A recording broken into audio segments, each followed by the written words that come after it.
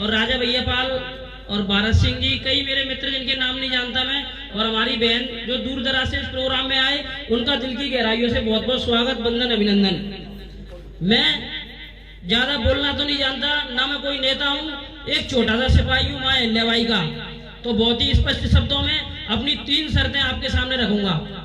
इस मीटिंग के माध्यम से तानसेन जयंती के उपलक्ष्य में हम यहाँ सब आए तो मैंने देखा 4 वर्णों की बात हो रही थी, शूद्र, क्षत्रिय, ब्राह्मण, वैश्य।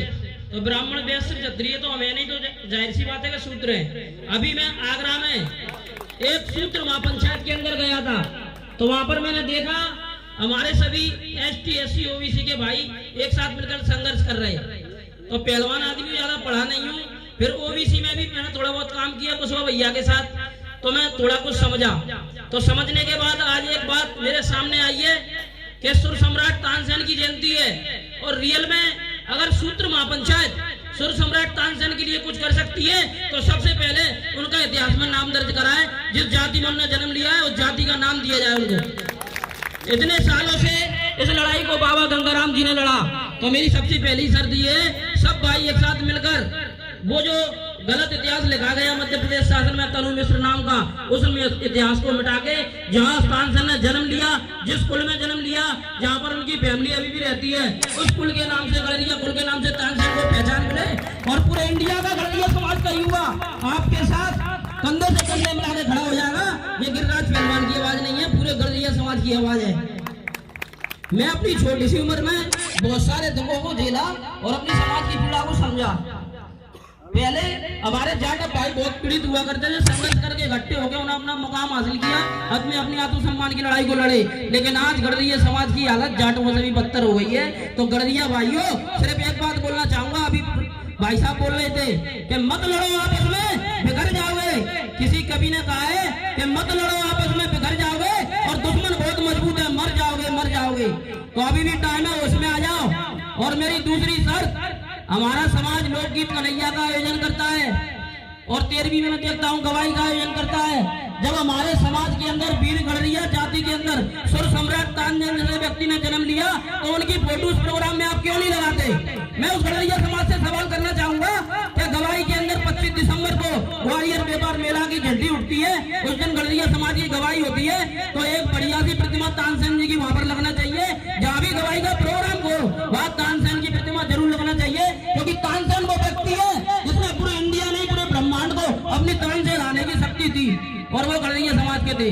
और तीसरी शर्त में रखना चाहूंगा अपने समाज के भाइयों से, अखिल भारतीय पाल महासभा से, भिंड के अंदर लोक माता देवी अहिल्याबाई की एक मूर्ति है MGS कॉलेज के सामने, तो माननीय प्रदेश अध्यक्ष जी से निवेदन करना चाहूंगा और राष्ट्रीय अध्यक्ष शैतान पाल जी से और पूरे समाज के भाइयों से, आप उस मूर्ति का अनावरण कराइए। उस मूर्ति की दुर्दशा देख के मेरी आत्मा रोती है, तो मेरे को बड़ा धिक्कार होता है कि मेरी माँ जिसने 80,000 मंदिर बनाए उसका आज तक अनावरण नहीं हो पाया। 4 साल हो गए तरपाल में लिपटी है। तो अपनी शक्ति को पहचानो, बाके बाद ये वोट वोट लड़ो। सबसे पहले मैं तभी मानूंगा शूद्र महापंचायत को, तब तानसेन गड़रिया के नाम से उसका इतिहास लिख दिया जाएगा। तो क्या होता वोट डालेंगे। और जाटव भाइयों ने अगर OBC के लिए प्राण दिया तो गिरिराज गड़रिया से छतरी होगा, तो जाटव भाइयों के लिए कंधे से कंधे मिलाकर जान देने का काम करेगा सबसे पहले। तो मेरी शर्तों को समझे, मीटिंग हुई, सभाएं हुई, इतिहास सुनाए गए, हमारा जो इतिहास था, हमारा वो इतिहास था, लेकिन आपस में एक दूसरे को खींचतान के हम पीछे रह जाते हैं। सुरेश भैया ने बहुत ही अच्छी बात बोली, आज तक हमने सबको वोट दिया, अब हमको वोट दें। बघेल समाज के अंदर 10-10, 8-8 प्रत्याशी एक ही विधानसभा से तैयारी करते हैं और अकेले में जाके बैठक करके निश्चित कर लेते हैं, इस पार्टी से आएगा तो तू लड़ियो, उस पार्टी से आएगा तो मैं लड़ूंगा। मैं उनसे पूछना चाहूंगा कि हमने जनता से पूछा कि भैया तुम हमें वोट दोगे कि नहीं? तो जनता जिसका नाम आगे करे उस व्यक्ति को चुनाव लड़ाए, और चुनाव लड़ने से पहले एक शूद्र महापंचायत बनकर एक ऐसा आंदोलन करे जो सुर सम्राट गड़रिया जाति के थे, उनमें लिखित में ये प्रमाण होना चाहिए। नहीं तो आज से सब लोग शपथ लेके जाएं, जिन लोगों ने इतिहास में तनु मिश्र नाम लिखा है उस राजनीतिक दल को कभी कोई वोट ना दे। पूरी स्टोरी यहाँ पे आगे खत्म होती है। बस एक बात समझ लो, अगर समाज आगे क्यों नहीं बढ़ रहा, सुरेश भाई साहब ने कही मेरी समझ में नहीं आता, पर गिरिराज पहलवान पढ़ा लिखा नहीं है पर पढ़ा है, मेरे को समझ में आ गया, क्यों समझ में नहीं आता। गड़रिया समाज के लोगों के आंखों पर राजनीतिक चश्मे पड़ गए हैं गुलामी के।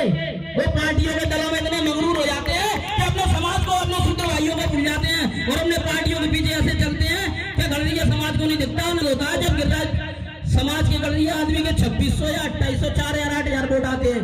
2008 के करीबन महेंद्र भाई साहब के 14000 वोट आए, उसके बाद 12000 10000 8000 तुम्हारा ग्राफ तो गिरता ही जा रहा है भैया। तो अपने वजूद को पहचानो, और जो लोग राजनीतिक दलों के अंदर गुलामी कर कर काम कर रहे हैं उनके लिए चंद्री 4 लाइन के माध्यम से समझ जाएं, बुलबुल के चंगुल में कभी बाज नहीं होते और पत्थरों के हाथों में कभी राज नहीं होते। आदत पड़ जाए जिस कौम को गुलामी की, उस कौम के सर पे कभी ताज नहीं होते, कभी ताज नहीं होते, कभी ताज नहीं होते। और मैं बोलना चाहूंगा, ग्वालियर के अंदर एक महासूत्र पंचायत का आयोजन किया जाए जिसमें निर्णय लिया जाए कि तानसेन का जो इतिहास है पहले उस सही तरीके से उसको लिखा जाए। जब हम जिस पार्टी की सरकार है तभी हम उस पार्टी को वोट देंगे। अगर हमारा इतिहास नहीं लिखा जाएगा तो उस पार्टी को वोट मत देना। तो तुम छतरी सूत्रो, छतरी कर रही है, छतरी जाट हो, नहीं तो तुम कछु नहीं हो। वही वाला किस्सा हो जाएगा, कर कर मरेगा सानी तो पड़ा तुम बयानी। तो भैया तुम 3 काम अपने दिसंबर तक कर लो और अपने समाज को सुधार लो, सूत्रों का भला कर लो, नहीं तो आप भी बूढ़े हो गए, हमारे बुजुर्ग भी बूढ़े हो गए, हम भी बूढ़े हो जाएंगे। मैंने देखा मेरे माननीय शंभू दयाल जी, इनके संघर्ष को मैंने अपनी आंखों से देख रहा हूँ। 20 साल से संघर्ष करते करते बूढ़े हो गए, लेकिन जो मुकाम नहीं मिल पाया जो ये चाहते हैं, उस मुकाम को हासिल करना है, विधायक बनाना है, सांसद बनाना है। तो एक ही चीज से बनेगा, शूद्र माँ पंचायत से।